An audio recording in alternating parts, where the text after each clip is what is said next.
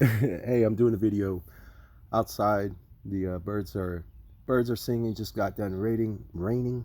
It's actually pretty nice out here. Thought I would talk about abortion a little bit because I've been talking about that a lot on Twitter. Put it on my second channel where nobody will see it. I can hide it. I won't have to address 1,000 people who have an alternate opinion. So let's talk about abortion. I want to start with this right here. I was talking to this person, Kaylee Bear, on Twitter. She brings up these emotional arguments for getting an abortion. And she says, and ones that are, if you get found out before probation period is up, they don't need a reason to fire you. She's talking about uh, women who get pregnant while they're at work. She continues, and for seasonal work or contract work, self-employment, you're just straight up screwed. Yeah, force a girl to carry a baby, even if it puts her on the streets, ruins her? Question mark. And these are these are emotional arguments, but what we have to weigh that out against is the fact that pro-life people who have a pro-life position believe that abortion is killing somebody, killing a human being. So, yeah, it's very sad if a woman loses her job because she is still in her probational period and the employer just doesn't want to deal with someone who is not going to be able to do their job or has to take time off for a pregnancy. But we're talking about killing a human life. We're talking about snuffing out and extinguishing a person. And when you weigh it out, it doesn't balance. Those scales don't balance.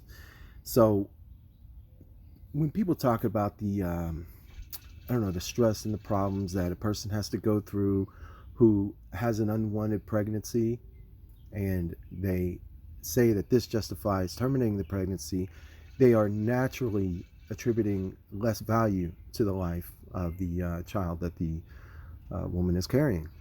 And if you're doing that, then all of your arguments are going to be as simple as, well, this is inconvenient, so why can't we take care of this inconvenience by eliminating what is causing the inconvenience? And someone who is pro-life, many people who are pro-life naturally kick back at this notion, because to someone who's pro-life, such as myself, what you're talking about is killing not just a human being, but the most innocent of human beings, someone who isn't even born yet, a baby who still has to rely on someone else for everything, to the point where they have a lifeline attached to them from the mother, and they haven't even lived life enough to have accrued any guilt for anything, which is different when from someone who's on death row. They've killed somebody. That person deserves to die. And I really don't understand how somebody could be pro or anti-death penalty and pro-choice at the same time. It doesn't make sense to me. Another thing that came up was the claim that babies cannot feel pain until they're 26 weeks old.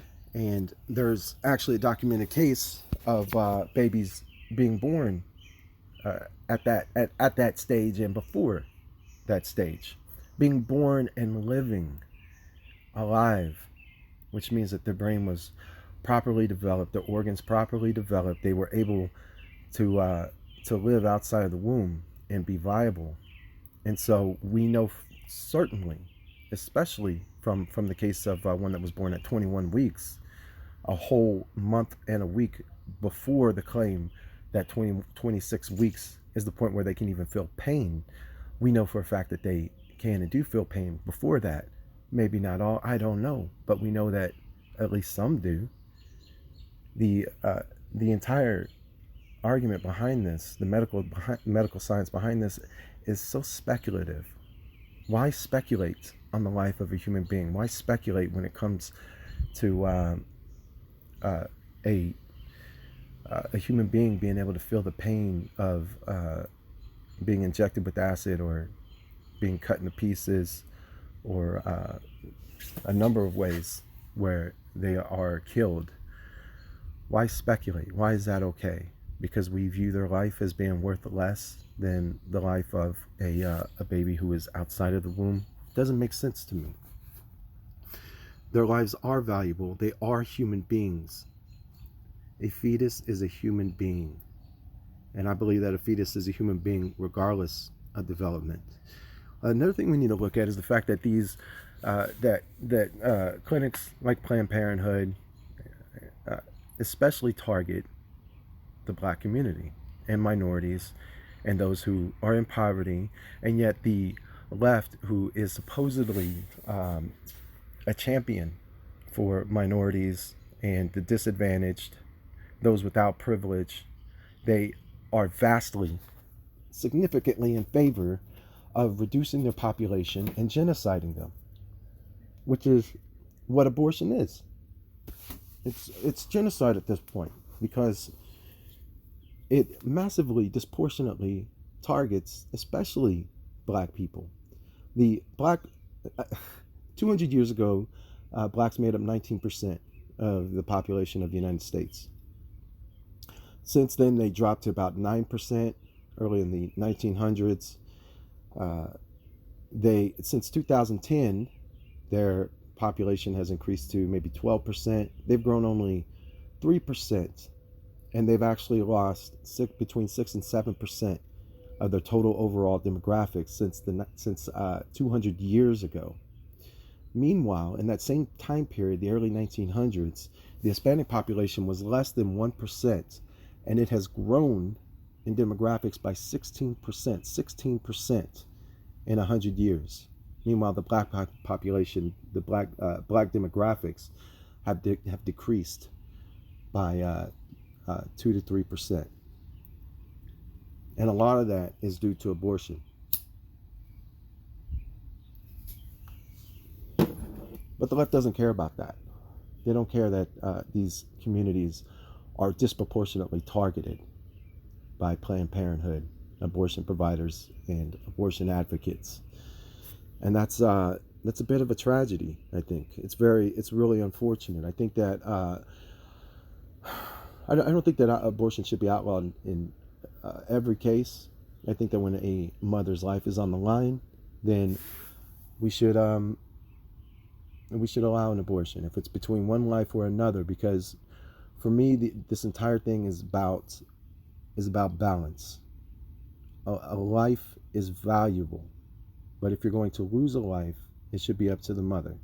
Some mothers would choose to have the baby anyways. This is something that my mom has said, that if her life was in danger, she would still have the baby.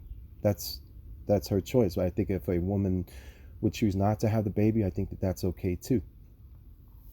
But other than that, when we're talking about incest, rape, a baby doesn't choose the circumstances for how it came to exist, and those circumstances should not decide whether it doesn't exist, whether it dies or not.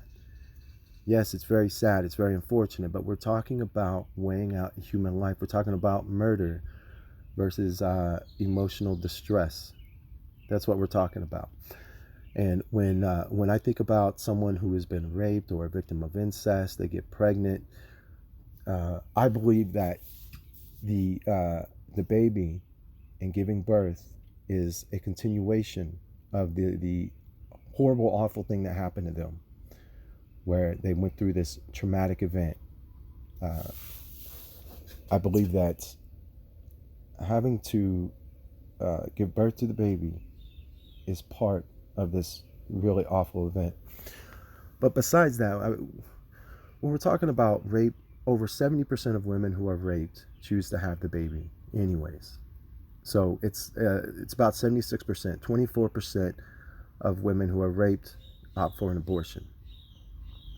Rapes and incest pregnancies are less than 1% of abortions, which means that about 99% of abortions are for convenience reasons, because it would be inconvenient to have the baby, because you might get fired, because your boyfriend might leave you, because you just don't want to have to go through the inconvenience of caring for a baby when there are so many clubs and bars out there that could be visited.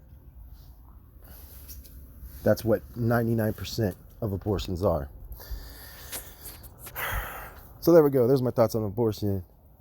to the second channel if I decide to upload it. Maybe I won't. I don't know. I've been spouting off on Twitter lately. I'm having fun with that. Anyways, there you go. Bye.